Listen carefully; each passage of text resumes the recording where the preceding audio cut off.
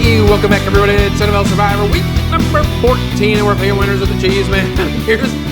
This is how bizarre this Survivor year has gone, all right? I picked a loser last week in one of my Survivor pools and ended up winning it. This was nuts. I got to show you this in a second here, but first, did you survive last week? In my primary pool, I suggested taking Pittsburgh. Loser. I can't believe a Mike Tomlin team could play that awful. I mean, come on, man. I picked Washington the week they have 6 turnovers. I picked Pittsburgh the week, Arizona beat the crap out of them. And I don't want to hear Kenny Pickett went out. It was all, but Mitch Trubisky comes in and fumbles basically the first plays of the game. I'm like, dude, can you just not screw up? Oh my God, he was terrible. But it turned out to be good for me. Now I'm still alive in a couple other pools. And in some of those, I picked Tampa Bay, so I still have some things going on there. But in the meantime, check this out. I'm in this one Survivor pool. You can see there are about 160 entries. There were 10 people left. Last week's selections, 6 chose Pittsburgh, 4 chose Jacksonville. All 10 people lose. We split up the thing among 10 people. Now, of course, I'm proposing we play on. But hey, there's some people that don't want to, and that's fine. That's fine. I'm not here to argue. Take what you can and roll with it, right? So that's kind of cool. I'm still alive in a couple other pools anyways. There you can see my picks in the primary pool where I had those losers. That Jacks, I replaced that from when I picked Washington. Pittsburgh, I'm going to replace it with, I don't know who. We'll pick somebody. I think the Chargers. But, last year, you guys remember I went through this whole process as well. When I chose Tennessee instead of San Francisco, I debated. And so then I said, all right, well, let's pretend I did take San Francisco and I'll play it out. And I actually played it out and would have tied for the darn pool championship. This year, not the case. I just bombed it this year in the primary pool. Man, it was terrible. But, hey, on our top 5 plays, killed it last weekend. Remember 2 weeks ago, I went 1-4. I was so dejected. I didn't even want to come on and do the video. But this last week, I really killed it. And you should see. Top 5 plays last week went 4-1, and it started Thursday night. Dallas team total over 27.5. Now, I told you I was going to do there because I also played it at over, I think it was 30.5 and over 34.5, and you get bigger plus numbers. So one of them was like plus 190 on Thursday night, get off to a great start. And then when Miami did the same thing with Miami, took the team total over 29.5, pushed them all the way up to 34.5. I took Tyreek Hill over. That's a winner. I took Tua passing over, and I took Tyreek Tua parlay, which I usually don't like doing. But I'm like, there's just no way these guys aren't going to go off this weekend, and they did, fortunately. You can see in the top 5, I took Jalen Warren's rushing over. I also took Najee Harris's, and both hit. And I really thought if both hit, they're going to kill Arizona, and unbelievable. Tampa Bay, who I did take in one of my other Survivor pools, won the game. That line went from 5.5 down to 3.5, and they still couldn't cover. They gave up that 2-point conversion, and I'm like, come on, let me have this one. On the bonus side, Philly got annihilated. Now, they've had one of the toughest stretches of football, we've ever seen with their schedule. Dallas, Buffalo, Kansas City, and now San Francisco. Denver, Houston under. We took at hit. Tennessee team total over. Boom. Indy team total over. Boom. And then the Chargers over at New England. Oh my God, 6-0. New England hasn't scored a touchdown in like 2 months. What is with this team? Then you can see here, and this is more of my player props really. The Derrick Henry rush over. I told you, jump all over that. They had 700-yard games against Indy, and I still expect him to do well. 62.5 seem low. He didn't even play the whole game. He gets hurt, and he still blew it out. I love Jonathan Mingo when I saw his number below 30. The guy's averaging 6-8 targets a game. So jump on him again this week if they keep it that low. I have a feeling, though, he's going to be ratcheted up a bit this week. But anyways, Thielen didn't get there. Mingo did, so at least split that. Rashad White, good game, rushing over. Pacheco, this week he does it, over 100 yards rushing. I expected that last week, too. Didn't get it. Went back to the well. This week he did, so that's good. Najee, over. ATN missed. Man, second week in a row. He just missed by like 3-4 yards. Second week in a row, just under. Ingram hit easily, hitting his over against Cincinnati, who's one of the worst teams against tight end.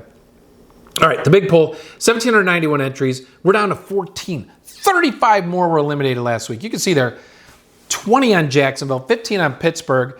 The only people advanced had Tampa Bay and the Chargers, 14 advance. This has to be the lowest amount remaining that I've seen in a long time. 14 left, and we're only in week 14 here. So, hey, congrats to those guys. They did a great job. Here you can see now, here's my mid-year pool. Okay, I'm still alive in that one. And that's one of the ones I took Tampa Bay in. So we had 18 entries left. 10 more were eliminated. We're down to 8 left there only. This one goes through the Super Bowl, and you can only pick each team once. So you've got to save your Super Bowl team and your opponent there, right? One of them's got to win the conference, and then you've got to have the Super Bowl winner. But I will say this. Last year, it didn't make it there. It didn't even make it to the conference championship game. We had a winner. And last year, I saved my teams. This year, I'm not going to do it. Especially with only 8 people left, I'm probably going to risk it and play some of those better teams earlier on just to stay in and keep going. And I hope it doesn't get to the Super Bowl. It could, but we'll see. But that's my plan. Survivor metrics, these are straight up. You can see the home teams for the first time have dipped below 56% winning this year.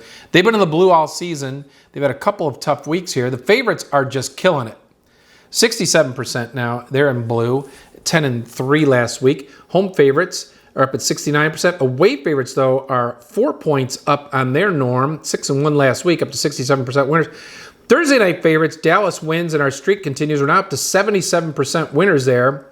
Last year we were at 70. Normally we're at 65, so they're doing really well now after that tough early start. Top 5 Survivor pool choices. We only had 4 last week, but that number's only at 65, and it should be well over 70, so that's a bummer. Against the spread, same sort of thing. Home teams now have fallen below 500 for the first time this year. They went 3-10 last week and dipped down to 48%. But look at the favorites. 53% winners against the spread. Home favorites, 51%. Away favorites, 57%. That's against the spread. Just play away favorites, right? The under is still getting it at 56, 57%, but the overs had 2 good weeks in a row. We're going to talk about this in a minute. 6-point favorites straight up now, 47-16, so they've kind of tailed off a bit. We were doing really good this year early on, but now they're getting back to our norm. Take a look at that, 74.6%. Look down below there, last year through week 13. Now remember, last year, they had 15 6-point favorites as losers by week 8 or 9, and now look what's happened. The records are almost identical. 47-16 this year, 45-17 last year, and we've got 15, 18 years of data on this now. Look at the upsets of 6 points and higher. We typically average 1.23 per week. Guess where we're at right now? 1.23 per week. How's that for something weird? I guess it's just normal, right? It's what it should be. We currently have 16 upsets. Normally we would have 22. So we got 6 more to go this year, guys. Just be aware of that. And against spread, 6-point favorites still doing pretty well at 52%. All right. Here's our schedule for week 14. This is a bit of a weird week because we had 6 home dogs, 6 favorites of 6 points and higher. We only have 2 teams on bye. I think these are the last 2, I hope, finally, Arizona and Washington. Miami is the biggest favorite on the board, 14 against Tennessee. It could be another Miami blowout. We'll be on it, by the way. All right, real quick, let's check our quartiles. Home and away favorites. This is straight up now. 10-point favorites are killing it at 12-1 right now, better than normal. And you're going to see against the spread, they're killing it too. Away favorites from 0 to 5.5 points are doing awesome. And then against the spread here, you can see now, all of the home favorite numbers are ahead of their normal pace. 10 points and higher home favorites are winning 69% of the time this year. Normally they win about 47% against the spread. But those away favorites, 0 to 5.5 points, jump all over them. It is an under year. Let's look at this real quick. An under year. Right now, the over is 83 and 108. The under is 108 and 83, 57% winners. However, the last 2 weeks, the over is 18-11, 62% winner. Look what we have this week. We have 3 games. Look at these numbers. New England and Pittsburgh, 30.5 for the OU. Jacksonville and Cleveland, 30.5. Houston and the Jets, 32.5. What is this? Is this like a junior high game? I don't get what's going on here, man. These are the lowest totals we've seen in a decade. This week, the OU average total per game is 40.43 points per game. That is the lowest we've had in a long time. Maybe ever. I haven't gone back and looked at all my spreadsheet data going all the way back to 2005. I've only gone back like 5 years, but it's absolutely the lowest in 5 years. Is it time to jump on the over? Vegas's numbers have come down so much. Normally, the OU is right at about 50-50. I have a feeling we should be jumping on the over now. Everybody's playing unders right now. Maybe it's time to jump back on the over. Here's our worst 5 teams right now. You see Carolina, number 1, 1-11. They get beat last week. gave a good game, good effort. New England, 2-10, hasn't scored a touchdown in a month, I think. Washington's on bye this week. The Giants play Green Bay on Monday night, and then Arizona is on a bye after a victory. These teams are 14-48, I think that says, 23% winners. So that's who we want to play against. Top 5 offenses and defenses, no real changes. Miami's still doing really well at 428, 14 yards off the record pace. Detroit is over 400 yards a game as well. Top defenses, Cleveland's still number 1, although they're coming back. Baltimore's 2, Dallas, KC, Frisco, all under 300 yards a game. Guys, let's look who's in play this week for Week 14. Got 5 playoff team options, although New Orleans, I don't think is in the playoffs right now. Number 1's Miami. It's as obvious. I mean, they're just killing it. They're averaging over 30 points a game, 32. We talked about this all year. Tennessee's 0-6 on the road, actually 0-7 if you take the Europe game into account. Averaging only 11.5 points a game. Miami scored 30 points or more in 7 of 12 games. Tennessee has only given up 30 to Jacksonville and Indiana, but they haven't played an offense like Miami's either. Devon A-Chain is back. I mean, did you see this guy? What happens is when Miami gets a lead, A-Chain in the second half, he's unstoppable. He's averaging over 20 fantasy points a game in games that he plays the whole game, basically. And I love Tyreek Hill this week. Again, he's 483 yards from breaking the all-time record held by Megatron. And so you can see I've listed their remaining games. They've got Tennessee this week, and then the Jets, Dallas, Baltimore, and Buffalo. Now, all 4 of those remaining teams have good defenses, right? So just like last week, and I said I could see Miami and Hill trying to run it up 120, 150-yard game, I think he's going to do the same thing this week. They're going to try and get him 130, 140, 150-yard game this week so that the last 4 games there against those good defenses, you're just playing as a team trying to win the game and not worrying about getting Tyreek the record, right? He should organically get it without forcing things. My favorite play is Tyreek Hill over his receiving yards for sure. I'll probably take Tua over his yards. And then I'm definitely playing the Miami team total over again, doing what I did last week. I'll take it over 29.5 at minus 125 and then over 34.5 at plus 195. And if I feel wacky, I may bump it up to the 36.5 one. I don't know. I just don't see Tennessee's defense stopping them. The Tennessee's defense is probably better than Washington's and some of these others, but Miami is just pouring it on these teams with poor records. Seattle, San Francisco, this is basically the same slide I showed you 2 weeks ago, except it's been updated now, and it's all good for San Francisco.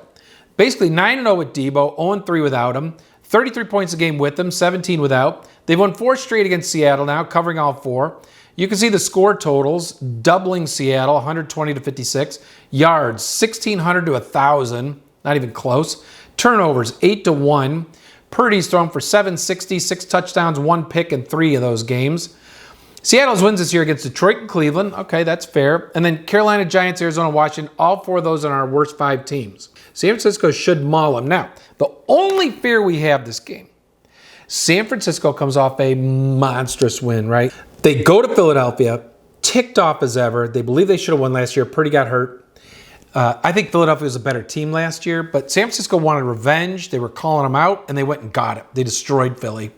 And now you come off that high against a team you just crushed a couple of weeks ago. You've had no problem against them the last few times you played them. There absolutely is a potential for a letdown here. A couple of weeks ago it was, 31 to 13? Seattle can't really score against them. So, I like San Francisco's over, but I don't want to get too wacky with it. Minus a 10.5. The only reason I do it is because San Francisco has covered 4 straight against them and pretty much mauled them in every game, just annihilated them. So you kind of play that because that's what the trend says to do, so you don't get greedy on it, I'll tell you that. Carolina, New Orleans, this is number 3 now. Carolina seems to be the team we pick on every week anymore. But New Orleans is pretty good. Good offense, good defense. This game is if Derek Carr plays. If it's Jameis Winston, it scares you a little bit more, that's for sure. Carolina's passing defense is good. We've seen that. They did a good job against the Bucs last week. In fact, for a couple quarters there, Baker Mayfield did nothing. In the meantime, New Orleans needs this game. They're right there for a playoff spot. Their defensive scoring has really gone down the last 7 games. They were great at the beginning of the year. Last 7's not been so good. But, of course, all the offenses they played are better than Carolina's. Okay, this is 2 strong passing defenses, 2 very strong passing defenses. I expect a lot of running. Chuba Hubbard probably is a decent game. I like Kamara to go over. I like potentially Taysom Hill to go over his rushing yards. They're using him a lot more in run plays, even than they have. And I imagine his rushing over is probably in the teens. So that's something to look at if you feel like in the teens. That might not be a bad play. because you definitely exploit Carolina by running against them more than throwing. Giants, Green Bay, Monday night. We talked about this last week. Green Bay now has won 4 of 5, beating the Rams, Chargers, Detroit, and Kansas City, 4 good football teams, and they're averaging 390 yards a game. They put up like 390 again last week. That's 5 games in a row. It's a top 5 offense level. So Jordan Love and those receivers really have it going. And the Giants' defense is decent, but it's not awesome. It's not like Green Bay should be scared of it. The Giants have given up 6 100-yard receivers, so I would look at one of the Green Bay receivers. I don't think Christian Watson's playing, but I like Jaden Reed the best as long as he's healthy. And then Dobbs probably. I do like the tight end too because I think his total will be low. Again, I don't know the totals yet. I'm doing this early this week. Pittsburgh. How do you go back to Pittsburgh after that train wreck last week? I'll tell you how. Mike Tomlin, he's old school. He's not lovey-dovey, softy. I guarantee he ripped some people apart this week in practice. That was the worst performance I've seen from Pittsburgh in a long time. And New England's just been absolutely horrific. They can't score a freaking touchdown. Last week they got shut out. So I imagine Pittsburgh absolutely shows up this week and plays well. Now, Belichick's had Tomlin's number, but Belichick hasn't had as bad a team as this one. And I think Ramondre Stevenson's out too. This OU is 30.5, and I can't even say take the over just because it's so low you can't believe it here. I can't do it. I'd have to go under in this game. I ain't playing anything here. I do think Pittsburgh should win this game. Tomlin will get them up and bounce back. Pittsburgh needs this for the playoffs. They cannot afford to lose to Arizona and New England back-to-back and think they're making the playoffs. It's not going to happen. Houston, but I think right now Houston might be in the playoffs. They're very close, if not. They go play a Jets team, and the Jets defense is really good, right? Especially against a pass, and that's where Houston's the number 2 passing team in the league right now, and a top 6 offense. The Jets only average 14 points a game. Their offense has been a disaster. Turnover margin, Houston's top 5. The Jets are bottom 5 or 7. Both these teams play unders, believe it or not. Despite all the points Houston scores and C.J. Stroud racking up yards, both these teams play unders. We took Houston under last week. It hit, and I would probably take this game under this week, although I may take the Houston team total over 19.5. I think Stroud is just so good. I think he'll be able to pass a little bit on the Jets, even with Tank Dell out. And then they should be able to run the ball a bit. There are maybes. We got 2 games in here, including one Baltimore -7. I'm not putting Baltimore in plays this week, despite being a touchdown favorite. And they've been playing so well lately because the Rams are playing pretty well too. What's good about Baltimore? Well, check it out. They're coming off a bye where they're 6-1 off byes, 13-4 off byes, and that's really Harbaugh's been there almost that whole time. So that's Harbaugh stuff off a bye. He knows what he's doing. Lamar Jackson 17-1 against NFC teams. Hard to argue that, right? But Baltimore had scored 30 points in 5 straight games till last week against the Chargers. They only scored 20. That's kind of depressing, disappointing. Mark Andrews was out. Isaiah Likely's in. I like Isaiah Likely, but he's not Mark Andrews. The Rams offense is getting it now. Last 3 games there, you could see averaging over 375. That's a top 10 offense. You're now fully healthy. Stafford's back. Cooper Kupp's back. Kyron Williams is back. You got Tutu Atwell. Higbee's playing well. And then, of course, you got Pukanuka, who had a great game last week. That offense is explosive. I love it. Love their offense. And that's why I just can't put Baltimore out there as an in play. I think the Rams offense is good enough to scare you. Look what they did last week. Cleveland, number 1 defense in the league, they put up 400 yards. I know they had 30-some points, but they put up 400 yards. Baltimore brings in the number 2 defense, and you are on the road, but I still think the Rams can put some yards up against them, maybe not 400, we'll see. You can see there, though, they've scored 30 points, beating up on Seattle, Cleveland, and Arizona in the last 3, so that offense is clicking now that they're all healthy. The question is, can they keep it rolling against this number 2 defense? It seems to be playing better and better. I like the over in this game, 40.5. I think the Rams have a good enough offense to put some points up. Baltimore will certainly score. I like the over in this game at 40.5. I just think that's way too low. Chicago, Detroit, same thing. The over's 40.5. These 2 teams played 2 weeks ago and hit 57. How is it 40.5 now? And I get it. Both defenses are playing better. But take a look over here. You've got the 2 top 5 rushing offenses against 2 top 5 rushing defenses. And 2 weeks ago, Justin Fields ran for 100 yards against Detroit. David Montgomery ran for like 75, 80 yards and a touchdown. He was hard to stop because Gibbs had a bunch of yards too. So I think this week, those 2 defenses will focus on stopping those running plays. They'll keep the running down. and that's why I'm looking more towards the passing. Detroit and Chicago are not very good against tight end. They give up a lot of fantasy points. So I like Kmet and Laporta this week, and I like Amon-Ra St. Brown. Anyway, Chicago is 0-7 off a bye, 1-6 against the spread.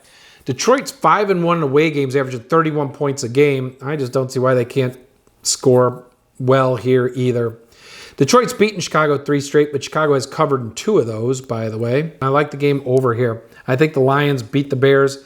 It might be tighter than you want for survivor purposes if you want to play them that way. Risky, I got 7 games. A lot of good games this week. Obviously, Philly, Dallas, Buffalo, KC. But let's take a look. Buffalo, KC, we'll start here. Buffalo is 7-0 off a bye, guys. 7-0. That's pretty darn good. They're coming in off a bye. They're 6-6 currently. They're not in the playoffs right now, so they're in a must-win situation. Kansas City's not necessarily in that must-win scenario right now, but they've lost 3 of 5, so there's definitely got to be some heartache over there. They got to be trying to figure out what's going on. Buffalo's won 2 of the last 3 against Kansas City, and you can see the scores there. None have been lower than 43 points. The OU currently is 47.5. Both these teams are 8-4 to the unders. Buffalo is 1-4 on the road this year, and I'll tell you, both these teams have very good pass defenses. So honestly, I really expect it to come down to who can run the ball better. Is it going to be Mahomes and Pacheco or Cook and Josh Allen? And I do expect both quarterbacks to have key running plays in this game, and that could be the difference in winning. Both of them are excellent running quarterbacks. Mahomes is a great running quarterback. He just chooses not to do it unless it's a big game. But in big games, he'll take off and go. We might look at that Pat Mahomes running rush over. If it's low in the teens, I'll definitely take it. It's 47.5, and I know they played high-scoring games, but these are the 2 best defenses I think these teams have brought in against each other in the last few years.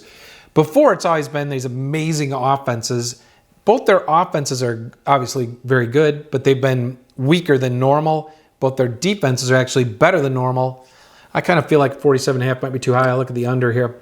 Dallas and Philly. All right, this is a huge game here, but I think this one could be a shootout, a bit of a shootout. We've seen Philly's pass defense. It struggles. I mean, they gave up 30 to Washington. They've given up some big points to some teams this year. And Dallas is fantastic at home. They average 41 points a game at home, 14-1 at home the last 2 years. Dak Prescott, his stats are phenomenal at home compared to the road. So, and I'm not sure Dallas wins this game. I mean, you saw last week they struggled. Seattle put up 35 on them. So I definitely think Philly can score on them, but I do think Dallas will score a bunch this game. They played in Philadelphia a few weeks back. Philly won 28-23. I think at home, Dallas probably punches that up to 30, and Philly might just win and get over that. Just to note, in that game, Dallas outgained Philly like 400 yards to 290. So they absolutely outgained them, but Philly punched in touchdowns and ended up winning it. Dak and CeeDee Lamb had monstrous games. Dak was over 370 yards passing, Lamb over 100 yards, well over 100 yards. Dallas just beats up in the week. Can they beat a good team? That's the bottom line. Now, I am still going to go Dallas team total over 27.5, and I'm going to punch it up over 30.5 too. I may even go higher. I think this game ends up being a shootout in Dallas. I will probably take that Philly team total over 24.5 and punch it up to 27.5. Dallas is giving Philly 3.5 right now. I may take Philly getting that hook. I like the 3.5. Quick takes. Here we go. Minnesota at Las Vegas. Justin Jefferson should be back. Thank goodness for Minnesota. That helps. Vegas 4-13 off a bye. That's not very good at all. Minnesota won 5 straight games before losing 2 in a row. They're 4-2 on the road. Vegas scored 30 points against the Giants and 21 against New England. Otherwise, all games 18 points or less. They can't score. They can't score. Both these teams are 3-9 to the over. However, I mean, logic says take the under. The OU is really low in this game. It's an over where Minnesota would laugh at that total normally, and I'd probably lean over. But logic says just take the under. Vegas can't seem to score. Probably it says take Minnesota minus the 3. They're 4-2 on the road. Jacksonville, Cleveland. Now this OU is 30.5. I am all over the over in this one. I know Trevor Lawrence isn't playing, but C.J. Beathard is not a rookie. He's been in the league for 5 years or so. He played in San Francisco, so he learned from Mike Shanahan, one of the best. He looked good last week when he came in. You know, coming off the bench is tough. He was 9 for 10, I think about 70 yards. I'm not saying Beathard's great, but I don't think he's awful. He should be able to get Jacksonville to score some points with all those weapons they have. And then Cleveland on the other side, you're going against Jacksonville's defense, which isn't the best. They stopped the run, right? But Flacco can throw. He's got a game under his belt now. I expect Flacco to start to play a little bit better. I don't expect him to be great. I don't even expect him to be good. But I expect him to be a veteran and at least be able to complete passes and put a few points on the board. So I think 30.5 is way too low, and I'm going to go over in this game just out of spite. Anyways, the next ones, we got Indiana at Cincinnati. I love this game for the over. Jake Browning looked great, right? This is the point. You need a first game to get all your jitters out and all your flaws. I mean, usually it takes a couple of games. But Browning had a mediocre first game, and last week I know he played against Jacksonville's pass defense, which is one of the weakest in the league, but he was fantastic. Look at those numbers: 32 for 37, 354 yards. Of course, he had Chase on the bomb, which helped. But now he's going against an Indy pass defense, which isn't that great. It's good. It's okay. But it's not like it's top 15. It's not. They give up a lot of points. Look at that. Indiana gives up 25 points a game. One of the worst pass scoring defenses in the league. Both teams have bad rush defenses. Both ranked down in the bottom 6 or 8. So what does that mean? Mixon and Zach Moss should be able to create some holes, create some running lanes, and that opens up the passing. And once you get the passing open, these two teams are going to score some points against each other. I feel real good about this one going over 40.5. Go get it right now. Tampa Bay and Atlanta, both these teams need this for the playoffs. Atlanta is currently winning that division. Tampa Bay can jump right back in this thing with a victory. Both these teams are 8-4 to the under. The current OU is 39.5. This is when I look at it and go, how is Indy and Cincinnati 40.5? How is the Bears in Detroit at 40.5? And then you got Tampa and Atlanta at 39.5. These two teams don't score. I don't know. Now, Tampa Bay does give up 100-yard receivers, the most in the league, so I will look at maybe Drake London. We'll find some receiver on Atlanta to take a look at. I like Mike Evans. The guy's been doing it all year. If his number's low enough, look at him because he just keeps getting it done. Mayfield loves him. But I like the under 39.5 here. I don't know who wins this game. Denver at the Chargers. Now, the last 7 times these two teams have played, the home team has won the game. Chargers at home, kind of leaning Chargers. Denver had won 5 straight games before losing at Houston last week. It was a tough loss. Since week 5, Denver is 6-1 to the under. Chargers are 6-1-1 to the under. The OU is 43.5. I'm going under. I mean, the numbers just say play the under. So in this one, I'm going with the trend. Going to play the under. All right, you guys, let's get into my picks in the primary pool. What I would do this week is probably go New Orleans. I don't have a lot of good choices left, but I think you got New Orleans, Green Bay, Houston. I think I would lean towards New Orleans being at home. They came off a loss last week, and 2 weeks ago they didn't play that well. So I think this is a get-right game if Derek Carr plays. If it's Winston, then I'm not sure. I probably lean towards Houston or Green Bay. If Derek Carr plays, I'm going to New Orleans to beat Carolina. That's what I would do here. Now, in my mid-year pool, you can see those are my picks through those weeks. But we're down to 8 people. So here I feel like I got to decide, do I want to take the riskier play with a Green Bay, a Houston, a New Orleans, or I take the safe play and go Miami or San Francisco? If I look at Miami or San Francisco, I'm probably leaning Miami for 2 reasons. Number one, San Francisco could have a letdown game, whereas Miami just seems to roll on these weaker teams, and they're at home. Should have fun. Tyreek Hill should go nuts. All right, guys, here's my top 5 picks for this week. You can see I'm playing a lot of overs. Cincinnati, Indiana, over 40.5. I'm on it. Miami team total over 30.5. I'm going. San Francisco team total over 39.5. Absolutely. Isaiah Likely, receiving yards over for Baltimore. I'm taking it. The Rams are one of the weaker teams against tight ends. Likely is a good tight end. I don't think his number will be over 40. I think it'll be in the 30s. And if that's the case, I'm taking it. Detroit, Chicago over. I mean, like I said, 2 weeks ago, they hit 57. I don't get what's changed and why this is at 40.5. On the bonus side, like I told you about Miami, I'm bumping them up to those plus numbers on their team total over. I did it last week. I'm doing it this week. I'm going to keep riding that against these teams that Miami just blows up. Denver and the Chargers under. We talked about why. Cincinnati team total over. Indy team total over. I told you why there. Cincinnati, Indy punched the over up even to 44.5. I'll probably do it.